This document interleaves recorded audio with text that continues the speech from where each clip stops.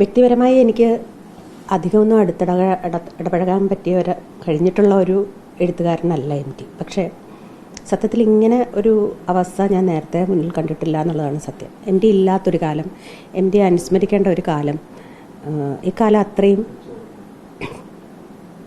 ഞാൻ ഒരിക്കലും സങ്കല്പിച്ചിട്ടില്ല എന്ന് വേണം പറയാൻ. കഴിഞ്ഞ KLF-ന് കേരള ലിറ്ററേച്ചർ ഫെസ്റ്റിവലിന് വളരെ വിവാദമായ അദ്ദേഹത്തിൻ്റെ പ്രസംഗം നടന്ന ആ വേദിയിൽ അദ്ദേഹത്തോടൊപ്പം പങ്കെടുത്തിരുന്നു.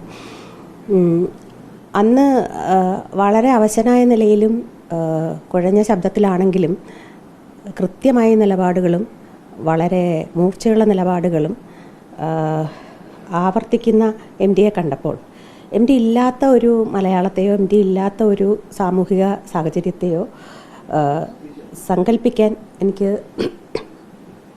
എത്ര ബുദ്ധിമുട്ടാണെന്നാണ് മനസ്സിലായത്. അന്ന് അദ്ദേഹം വളരെ അവശനായിരുന്നു. പക്ഷെ എന്നാലും ഓർമ്മയ്ക്കോ പറയാനുള്ളത് എന്താണെന്നുള്ളതിലൊരു ആശങ്കയ്ക്കോ ഒന്നും ഇട നൽകിയില്ല എന്നതാണ് എന്നെ അത്ഭുതപ്പെടുത്തിയത്. വ്യക്തിപരമായി കുട്ടിക്കാലം മുതൽ ഏതാണ്ട് ഒരു വായനക്കാരി എന്ന നിലയിൽ വായിച്ചു തുടങ്ങിയ കാലം മുതൽ എം.ടി. എന്ന എഴുത്തുകാരൻ, എം.ടിയുടെ രചനകളെല്ലാം ജീവിതത്തിലുണ്ട്. ഭാഷയുടെ കാര്യത്തിൽ എന്നെ ഏറ്റവും അധികം സ്വാധീനിച്ച എഴുത്തുകാരിൽ ഒരാളാണ് എം.ടി. എം.ടി. എന്ന 2 അക്ഷരം മാത്രം മതിയായിരുന്നു ഒരു പുസ്തകം എടുത്ത് വായിക്കാനോ ഒരു സിനിമ കാണാനോ. കാരണം അതൊരു മിനിമം ഗ്യാരണ്ടി പോലെ നിങ്ങൾക്ക് പുതുതായി എന്തെങ്കിലും ഉണ്ടാവും അതിൽ എന്ന്, അല്ലെങ്കിൽ വായിച്ചതിലും കൂടുതൽ എന്തെങ്കിലും സമ്മാനിക്കപ്പെടുമെന്ന് ഉറപ്പോടെ വായിക്കാൻ പറ്റുന്ന പുസ്തകങ്ങളും കാണാവുന്ന സിനിമകളുമായിരുന്നു അദ്ദേഹം. എന്നെ വ്യക്തിപരമായി എന്നെ ഏറ്റവും കൂടുതൽ അത്ഭുതപ്പെടുത്തിയിട്ടുള്ളത് അദ്ദേഹം കൈവരിച്ച മേഖലകളിലെല്ലാം കൈവരിച്ച ഒരു പെർഫെക്ഷനാണ്. എഴുതുന്നത് എന്ത് തന്നെ ആയാലും അതിനൊരു എം.ടി. ടച്ച് ഉണ്ടാവും. അതൊരു ഉറപ്പാണ് അതിൻ്റെ ആസ്വാദകർക്ക് നൽകിയിരുന്നത്. അദ്ദേഹത്തിൻ്റെ തിരക്കഥകൾ, സിനിമയായിട്ട് വളരെ വാഴ്ത്തപ്പെട്ട സിനിമകളുടെ തിരക്കഥകൾ രണ്ടാമത് വായിക്കുമ്പോൾ ആ തിരക്കഥയ്ക്ക് തന്നെ പ്രത്യേകമായൊരു അസ്തിത്വമുണ്ടെന്ന് തോന്നുന്ന വിധത്തിൽ അത് തന്നെ സ്വതന്ത്രമായി, സിനിമയിൽ നിന്ന് സ്വതന്ത്രമായി നിലനിൽക്കുന്നു എന്ന് ഉറപ്പുവരുന്ന തരത്തിലുള്ള ഒരു മൂല്യം താൻ എഴുതുന്നതിനെല്ലാം അദ്ദേഹം കൊടുത്തിരുന്നു എന്നുള്ളതാണ് അത്ഭുതകരമായ കാര്യം.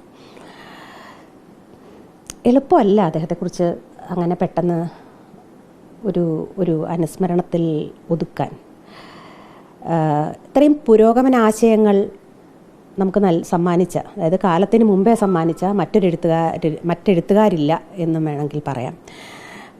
എം.ടിയുടെ ഒരു പ്രത്യേകത, അദ്ദേഹത്തിൻ്റെ കൂടെ എഴുതിയ ആളുകളും കൂടെ ജീവിച്ച ആളുകളും വച്ചു പുലർത്തിയിരുന്ന സാമൂഹികമായ കാഴ്ചപ്പാടുകളും അതിൻ്റെ സാമൂഹികമായ അതിന് വിധേയരായിരുന്ന ഒരു സാമൂഹികമായ ചില ബന്ധനങ്ങളുണ്ടല്ലോ, സോഷ്യൽ സ്റ്റിഗ്മ എന്ന് പറയുന്നത്, അതിന് വളരെ നിസാരമായി എന്നാൽ സമർത്ഥമായി അതിലും ഒരു ഭാഷയുടെ ചാരുത കൊണ്ട് വളരെ ഗൂഢമായി മറികടന്ന ഒരു എഴുത്തുകാരനായി ഇന്ന് അദ്ദേഹത്തിൻ്റെ പുസ്തകങ്ങൾ വായിക്കുമ്പോൾ എനിക്ക് തോന്നുന്നുണ്ട്.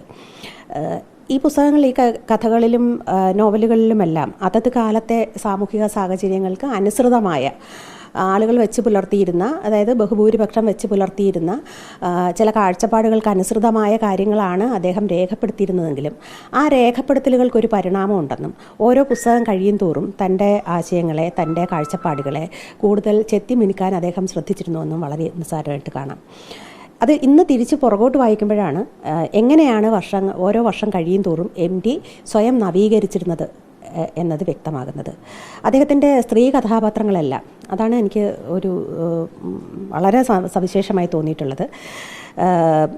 വളരെ റിയലിസ്റ്റിക് കഥാപാത്രങ്ങളായിരുന്നു. സമകാലികരായ എഴുത്തുകാരുടെയും സിനിമ തിരക്കഥാകൃത്തുകളുടെയും സ്ത്രീ സങ്കല്പങ്ങളെ അപേക്ഷിച്ച് ഒരുതരം ലോകത്തിനൊപ്പം നീങ്ങിയ, അതായത് പുറത്തുള്ള ലോകം എങ്ങനെയാണോ പുരോഗമനാശയങ്ങൾ ഉൾക്കൊള്ളിച്ച് ഒരു തുല്യ പൗരത്വം എന്ന കാഴ്ചപ്പാടിൽ പ്രവർത്തിച്ചിരുന്നത്, അല്ലെങ്കിൽ ആ കാഴ്ചപ്പാട് മുന്നോട്ട് വെച്ചിരുന്ന അതിനനുസൃതമായ മാറ്റങ്ങൾ അദ്ദേഹത്തിൻ്റെ കാഴ്ചപ്പാടിലും വന്നിരുന്നു എന്ന് വേണം പറയാൻ.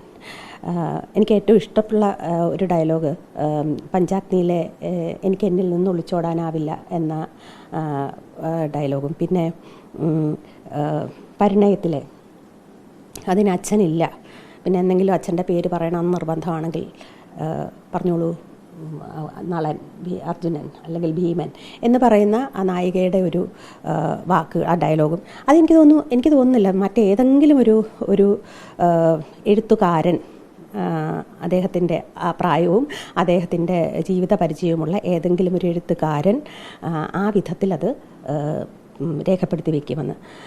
അങ്ങനെ നോക്കുമ്പോൾ സ്ത്രീകളുടെ പദവിയെ സംബന്ധിച്ചും മനുഷ്യാവസ്ഥകൾ സംബന്ധിച്ചും മനുഷ്യാവകാശങ്ങൾ സംബന്ധിച്ചും വളരെ പുരോഗമന ആശയങ്ങൾ വച്ചു പുലർത്തിയിരുന്ന ഒരാളായി വേണം MDയെ കാണാൻ.